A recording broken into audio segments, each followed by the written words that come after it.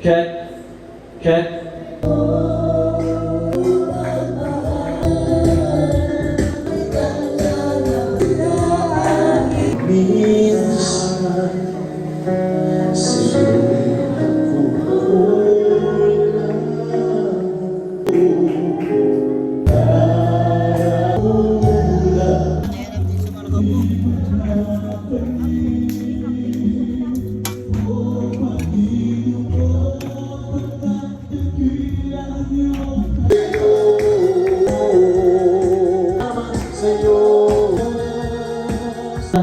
Dahil sa ang presensya ng Diyos na Panginoon, lagi kong sinasabi ng kapag naramdaman.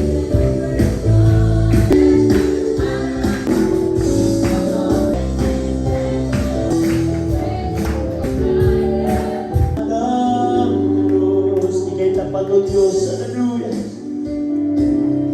Hallelujah. Hallelujah. Amin na mga kaluluwa na makinig ko sa iyo, Diyos. Ang tinig ko. Habang tayo umaawit sa Panginoon. Hallelujah, hallelujah, hallelujah, hallelujah. At ako'y buhay sa kabutihan ng Diyos. Ika'y tapat na ng Panginoon. Ika'y tapat sa mga buhay. Ika'y mabuti o Diyos. We worship you, Jesus. We love you, Jesus. Hallelujah. Habang ako'y nabubuhay, ang kabutihan ng Diyos ay nangailan mo ako malapagay.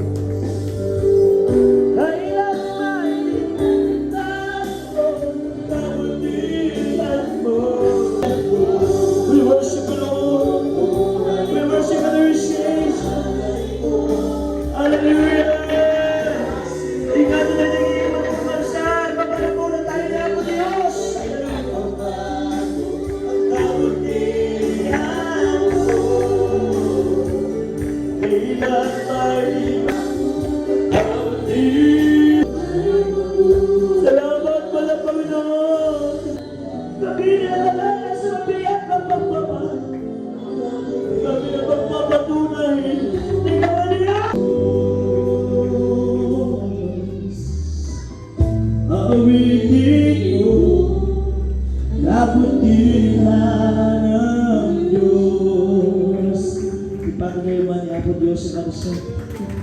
Purihin ang ating mga Panginoon. Salamat sa mga Panginoon sa kanyang mga banal na salita. Tunay, mga minamahal na tayo ay pinagpala naman ng Panginoon. Kaya sa ating mga pabuhay, narito po kayo sa harapan.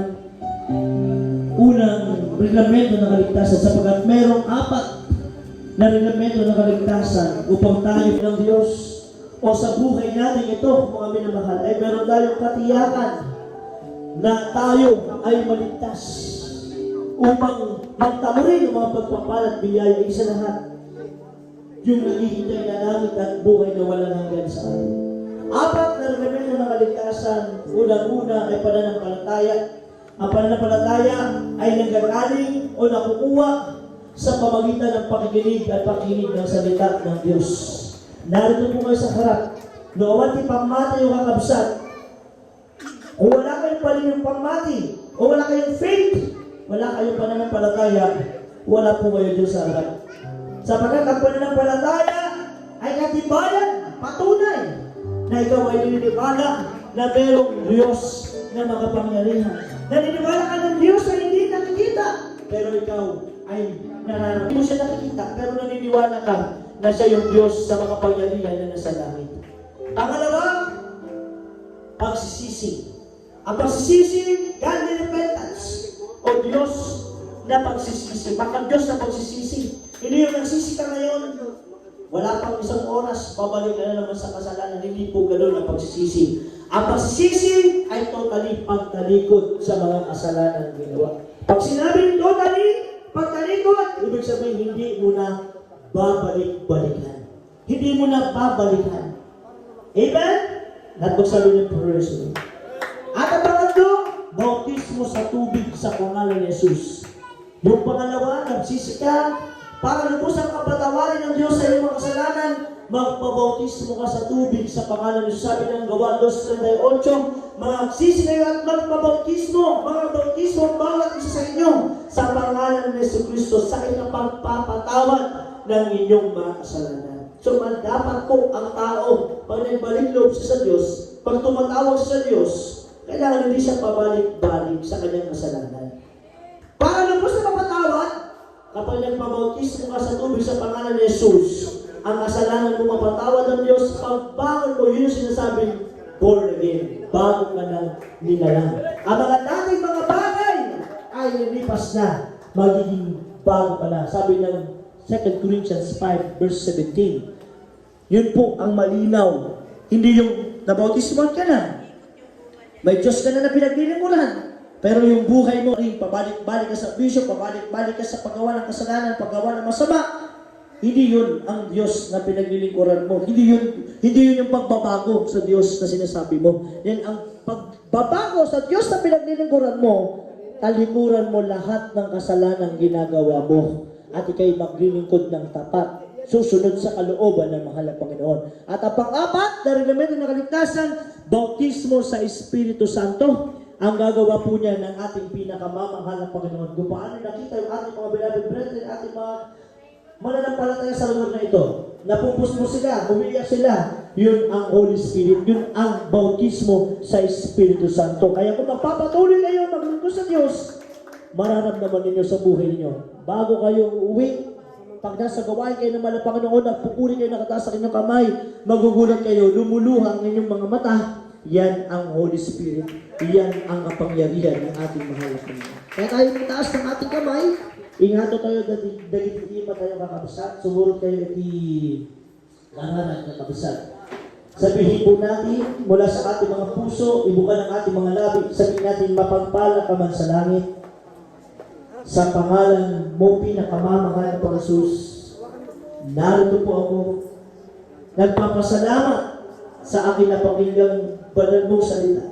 Pinakamamahal na Panginoon, narito ako, lumalapit sa ibang harapan, nagpapakumbaba, humihingi ng kapatawaran sa lahat ng aking mga kasalanan na gawa. Simula nung ako'y magkaisip hanggang sa mga oras ito, pinakamamahal na Panginoon, tinatanggap kita. Mahal na Panginoon, Jesus, tinatanggap kita. Pumasok ka sa aking puso na marumi sa kasalanan. Pinakamamahal na Panginoon, ako'y nangangako na ako'y maglilingkod na sa iyo. Ngayon, hanggang sa iyong muling pagbabalik, sa pangalan ni Jesus na aking tinanggap. Pinakamamahal na Panginoon, isulat ko po ng malinaw ang aking pangalan na sakat ng buhay sa langit. Sa pangalan ni Jesus. Amen. Kami naman po kailangan dakila mapagpala. Kapatiran, dalawang kamay ang ating itaas. Tayo ay manampalataya. Mga minamahal, ang ating pinakamamahal na Panginoon ay tuburin ang ating mga panalangin. Kailangan, manampalataya tayo, walang pag-alilangan. Para sa araw nito, tanggapin na kagad natin ang kagalingan mula sa ating pinakamamahal na Panginoon. Tayo manalangin, mga minamahal. Hallelujah, hallelujah. Dakila mapagpala namin Ama o Diyos sa mga banal, mga pangyarihan sa lahat. Sa pangalan mo pinakamamahal na Panginoon muli o Diyos. Sabi naman lapis sa mga panalampapa kung mapabisanan pa. Kaabangan mo kami patawarin, mga Panginoon. Hallelujah na ito kami o Diyos na napalatay. Walang pag-alilangan ayon sa mga unang Panginoon panalangin na yung mga ng aming mga magulang sa iyo. Ang minamalaking ikaw na Pastor Woodis Flat, ang very eternal prophet. Ang binabit ko naman sa Pastor Nino Kumanalber, binagmamadilong Diyos. Narito lahat ng mga paguan, mga viewers, mga kapatid, ang mananampalataya o Diyos. Hallelujah, sila ikapagan patawarin ng Diyos, mga Panginoon. Hallelujah, manapangin sa iyong mga pangyarihang pangalan. Sama-sama namin sinasaway pinapalayas. Alam naman din mo yung masakit karamdaman, cancer, leukemia, TB, asthma, diabetes, AIDS, arthritis, rheuma, high blood, low blood, pasma, ubo, sipon, trangkaso, breast cancer, brain cancer, bone cancer, tumor, pagkaparalito, pagkaparalyze, pagkabagnabagatobin ng bagma sa pangalan ni Jesus, mga problema na tasin mo man ang Panginoon, kami ka sa buhay, lutasin mo